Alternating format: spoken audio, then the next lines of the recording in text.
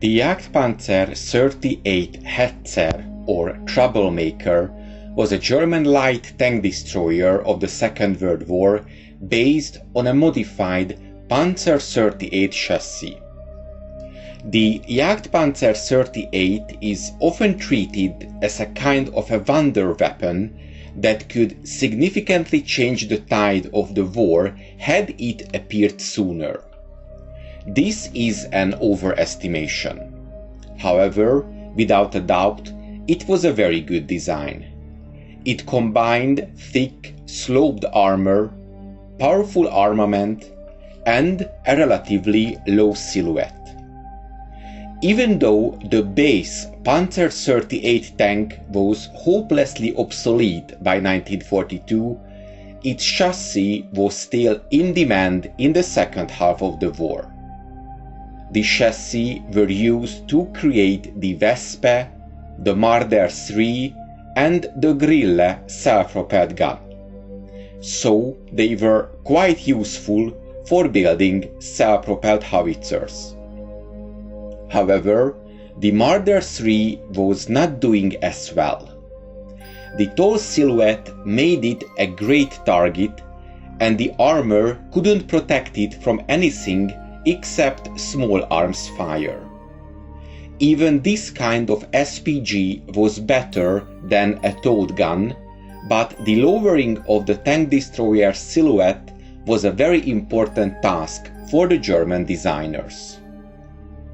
The design of the new weapon was finalized on the 8th of January 1944. The short deadline forced the designers to use as many existing components as possible. The top speed of the vehicle was supposed to be 60 km per hour, but it was impossible to reach this speed with the existing engine. Unlike the Marder 3, which used the Panzer 38 chassis, the hull of the new tank destroyer was built from scratch. The designers used experience from the design of the Jagdpanzer IV and partially the Jagdpanther. Nearly all parts of the hull were sloped, even the lower sides to compensate for their thinness, only 20 mm. The highly sloped rear plate made the engine compartment fairly simple.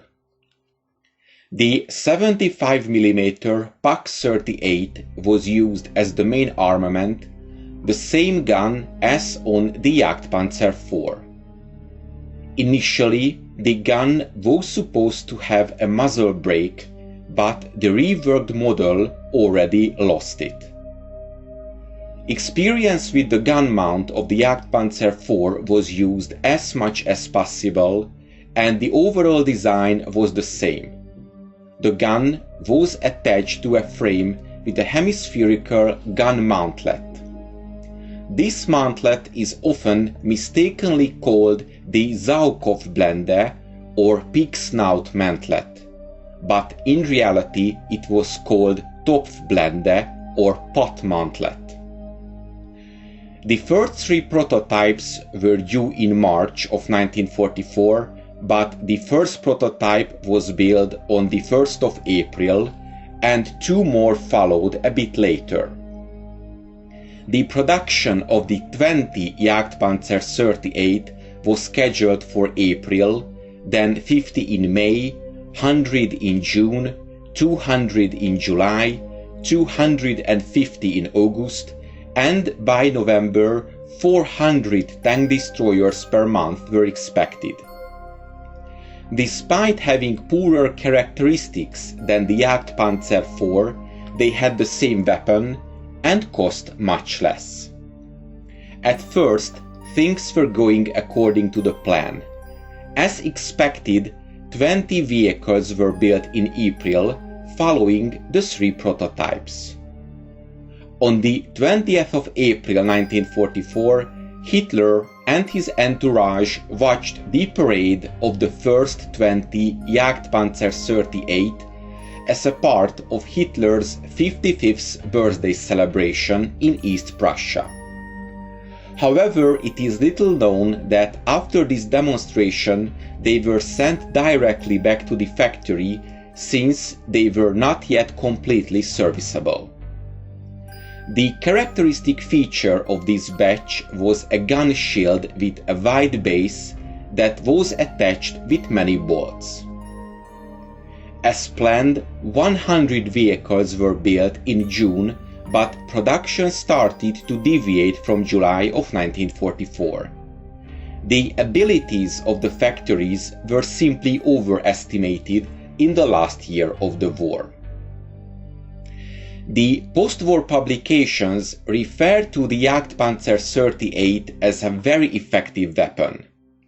Descriptions of fast vehicles with tough front armor that ate shells for breakfast are common. Without a doubt, this was the best light anti-tank vehicle created by German designers during the war.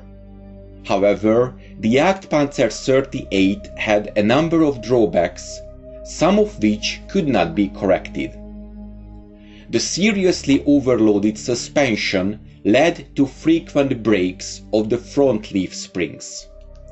This issue was only partially resolved in September of 1944 by introduction of stronger springs and lightening of the gun mount.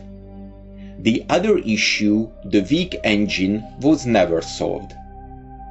There were also many complaints about the fighting compartment, which was not particularly roomy. Due to the limited dimensions, the classic German layout, so driver, gunner and commander to the left of the gun and loader to the right, could not be used. The commander had to be placed to the right, pushed as far back as possible, so he did not impede the loader. As a result, the commander's station was arguably the worst of all German tank destroyers. The only observation device available to the commander was pointing backwards. To look forward, he had to open the hatch and stick his head out, risking catching a bullet. The commander also had a panoramic sight, but he needed to open the hatch to deploy it anyway. The Jagdpanzer 38 only began arriving in the frontline units in early July of 1944. The vehicles arrived at the infantry and Panzer Grenadier units. Because of this, they were initially called Leichtes Sturmgeschütz 38 or Light Assault Gun 38. Variations of this name were used until the summer of 1944. Of course, anti-tank capabilities were important for this vehicle, but it was also regarded as an infantry support weapon. Thick front armor was not an accident. It was necessary for direct support of infantry on the battlefield, for which the Marder III was simply not suited.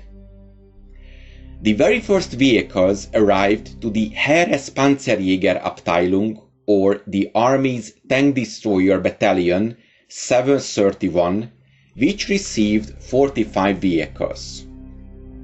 After this, such a large delivery was not made to any other unit.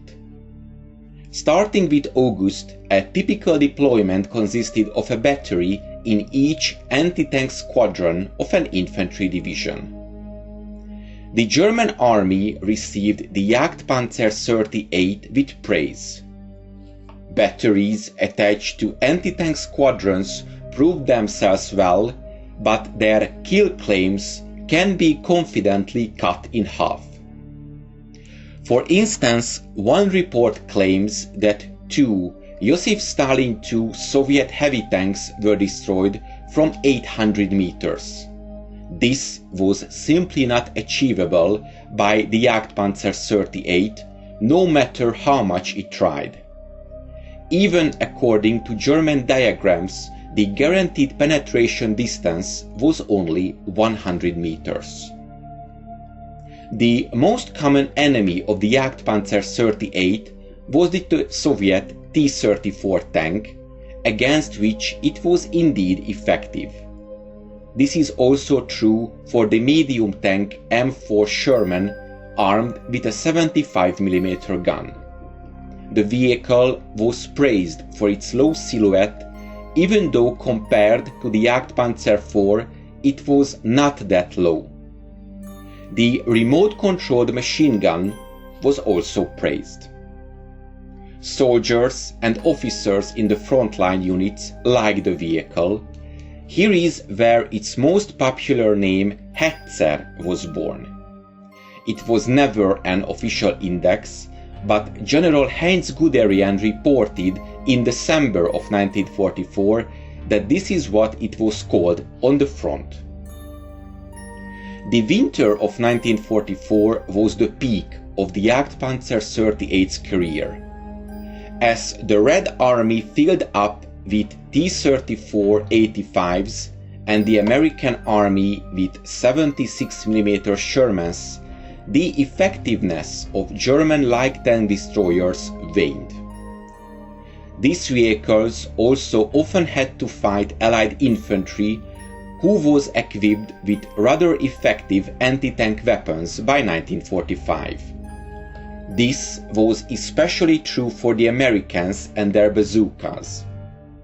There are many photographs of Jagdpanzer 38s knocked out by infantry with large breaches in the side. The biggest advantage of the Jagdpanzer 38 was its timely presence. The Germans built almost as many of them in 1 year as all tank destroyers on the Panzer IV chassis put together. So these cheap Czech vehicles came just in time.